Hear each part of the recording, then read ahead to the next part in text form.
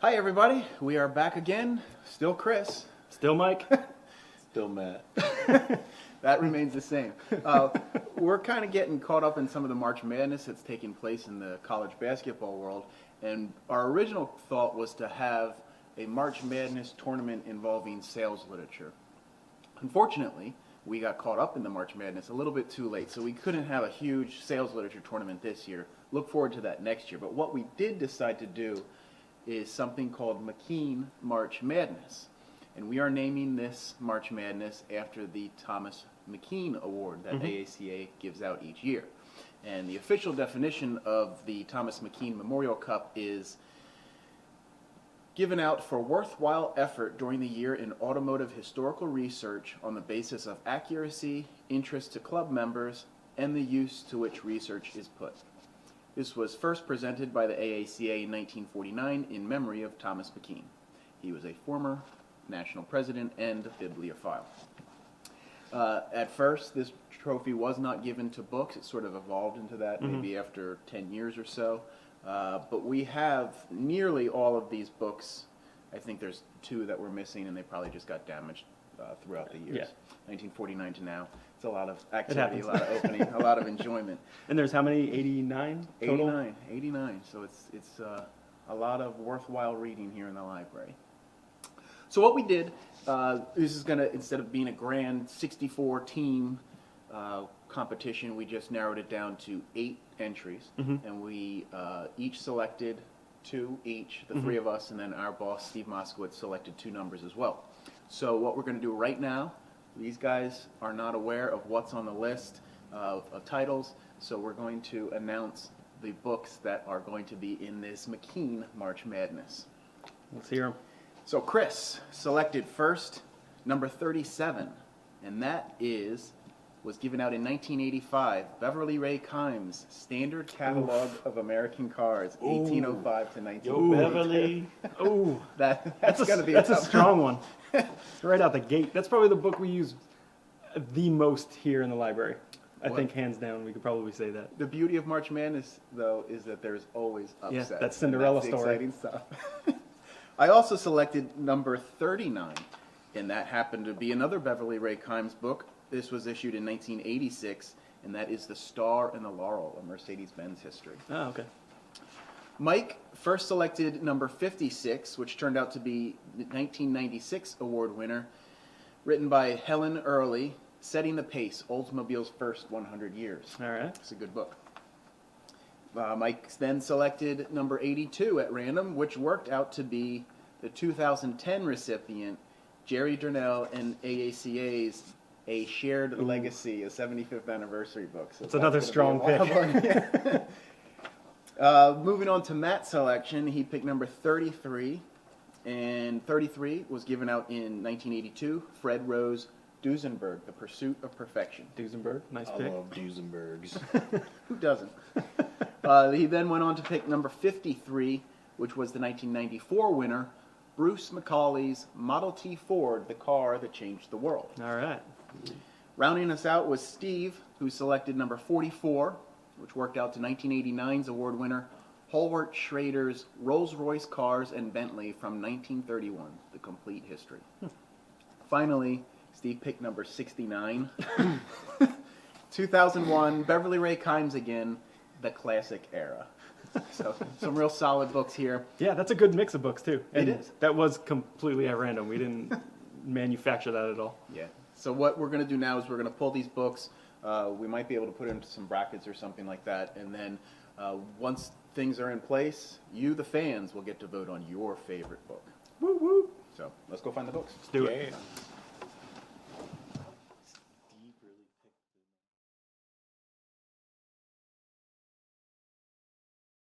All right, we're back with our books, and we're ready to announce the brackets. Yeah, we're going to have 4 different brackets. Luckily, the books that were selected, they do fall into convenient categories, and those categories are books that discuss foreign vehicles. We have informational vehicles, homegrown cars that were built in the United States, and finally, classic cars. So the first pairing is going to be in our foreign bracket. The Star and the Laurel.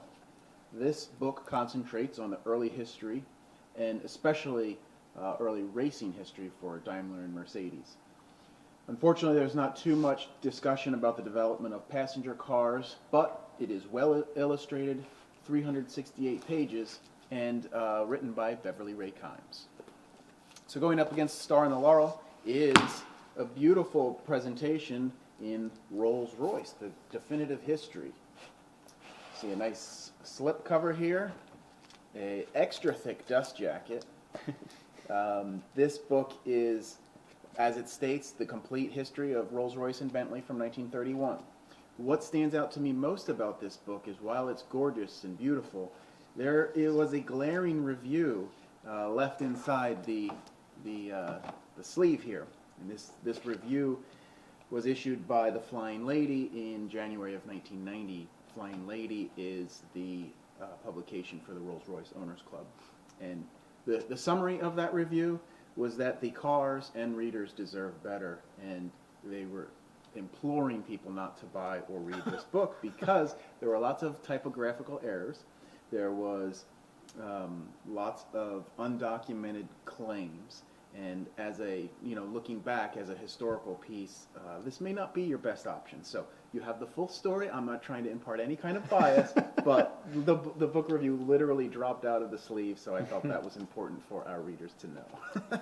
So that's bracket one. Yeah, looks like that's going in as the underdog in that series. Yeah, absolutely.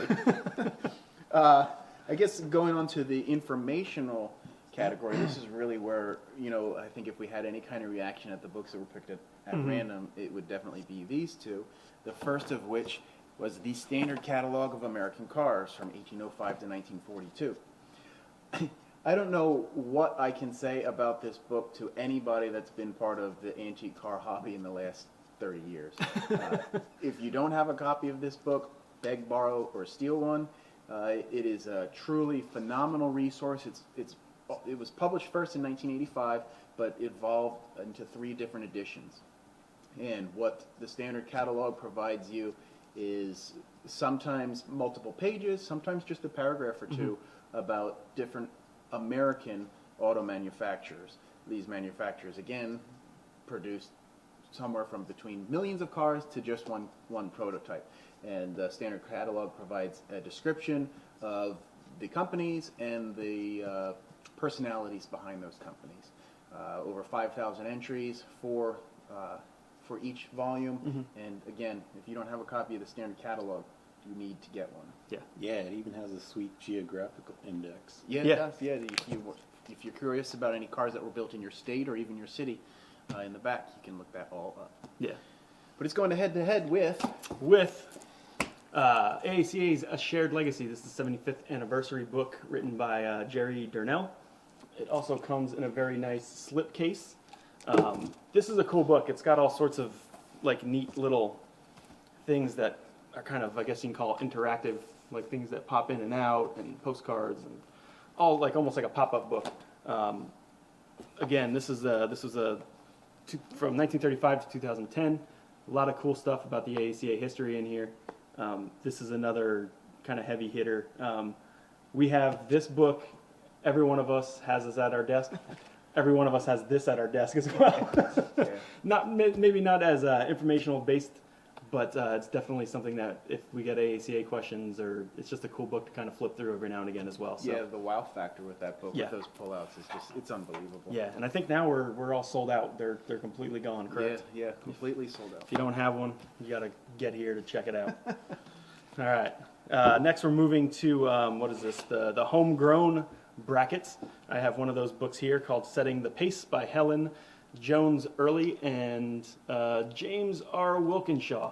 This is all about Oldsmobile. It's more than just a car book. Setting the Pace is a candid, in-depth look at America's oldest surviving car company.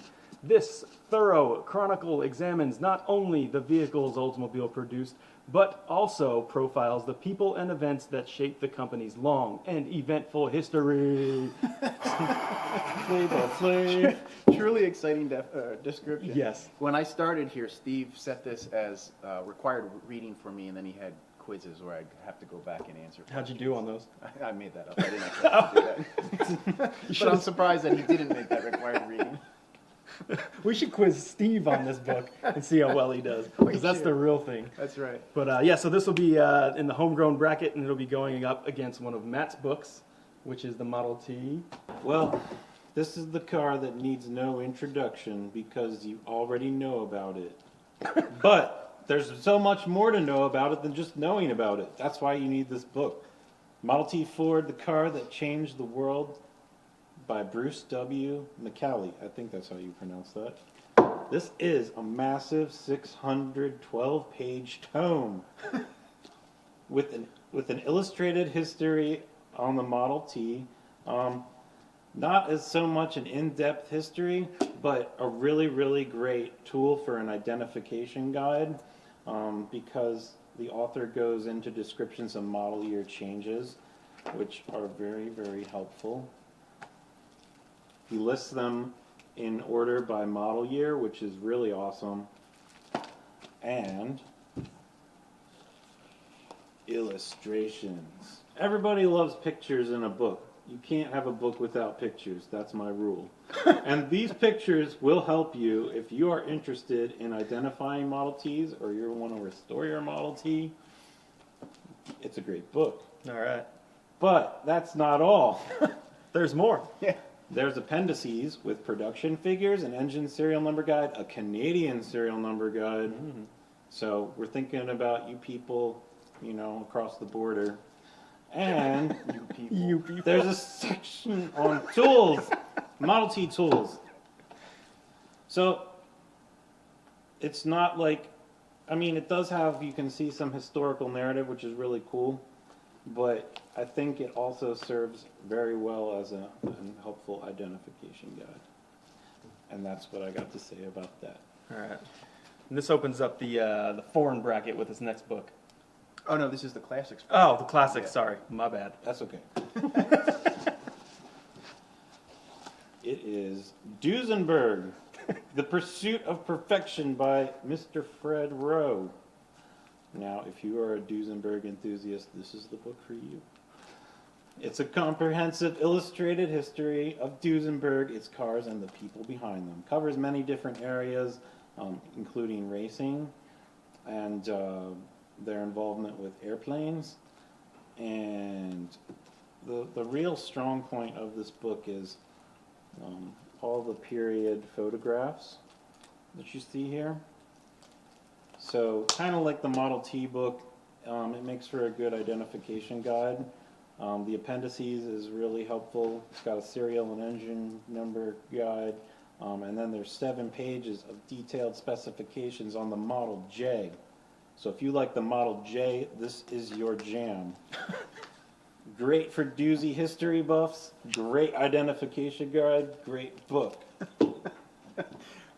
Going head to head with the Duesenberg book is the classic era. I don't know that I can give it such an enthusiastic endorsement as Matt did with his, but the author, Beverly Ray Kimes, speaks for herself. You see her representative quite well on this table here. Anybody who's aware or a fan of reading about automotive history is well aware of her work. But the classic era, as the title states, discusses high-end cars built between World War I and the end of World War II.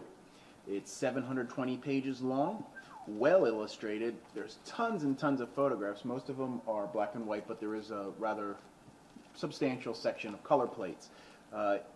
While Matt's book was specific to the Duesenberg, this will encompass all of the cars that were considered classics. That summarizes the books in the brackets. Yeah, mine don't have color. The question that you may be asking is, how do you vote? And What does this mean to you? It's going to be pretty simple for you to vote. All you have to do is leave a comment in our YouTube video. You can leave a comment on our Facebook page. And we'll have a form up where you can vote as well. Okay. And come here, look at the books if you can. They have a little sticker on there denoting that they're an award winner, so that's how you can find Yeah, them. easy to find. You can also do a keyword search in our online catalog for McKean Memorial Cup, and all of the different winners will show up for from 1949 all the way up through this past year. So It is kind of cool to mention that one of the recipients from this year's award analyzed the competition between Ford and Oldsmobile at the dawn of the automobile age. So it kind of ties in with one of our brackets. Random little bit of trivia for you. Thank you for watching. Please participate. Please spread the word. We will announce the winners next week and do, I guess, the second round of competition. Yep. We'll see who goes head to head. Vote for Ford. Catch you later.